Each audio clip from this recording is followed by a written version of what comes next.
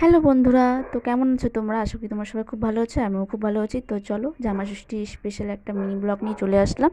তো এটা হচ্ছে আমার বান্ধবীর বাপের বাড়িতে নিমন্ত্রণ ছিল, তো সেখানেই আসছি। তো দেখো, ওকে কিছু বলতে বলছি তাই ও খুব হাসছে। তো যাই হোক, ওই যে ওখানে ওখানে ওর মা রান্নাবাড়ি করছে। এটা হচ্ছে আমার বান্ধবীর বোন, মানে আমারও বোনু। তো আমাদের বাচ্চা কাচ্চা দেখো দেখোই তো, দেখতেই পারছো যে খালি গা হয়ে গেছে। এত গরম ছিল জামা ষষ্ঠীতে, মানে কি বলবো। তো আমাদের শিলিগুড়িতে জামা ষষ্ঠীর দিন যে এত গরম ছিল, মানে বলার বাইরে।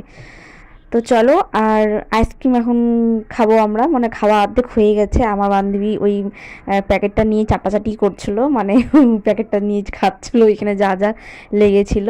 তো ওই লজ্জাতেও চলে গেছে। বললাম যে তুই খা, নে খা, আর ফটো তুলবো না, খা। ও আর লজ্জাতে খায় না, জানে যে ওর ভিডিও করব আমি।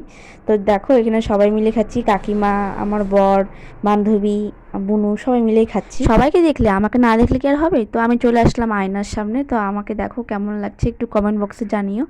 মানে গরমের মধ্যে আমি শাড়ি পরি, সেটা মানে বিশাল বড় ব্যাপার আমার দিক থেকে। তো চলো, লাঞ্চে চলে আসলাম। লাঞ্চে সব মানে দুই জামাইকে খেতে দিয়ে দিয়েছি।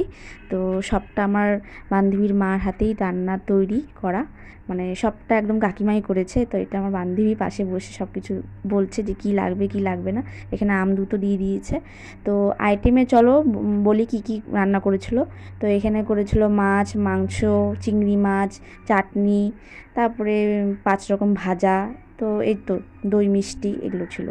তো এইদিকে খাওয়া দাওয়ার পরে আমাদেরও আবার একটা প্ল্যান ছিল আমার দুই বান্ধবীর, যে আমরা আমার বাচ্চাদেরকে যে বর সাজাবো, জামাষষ্ঠী স্পেশাল একটা স্মৃতিভাবে রাখবো। তো চলো, এই ব্লগটা পরে আসবে, আর তোমরা কমেন্ট বক্সে জানিও ব্লগটা কেমন লাগলো। তো টাটা।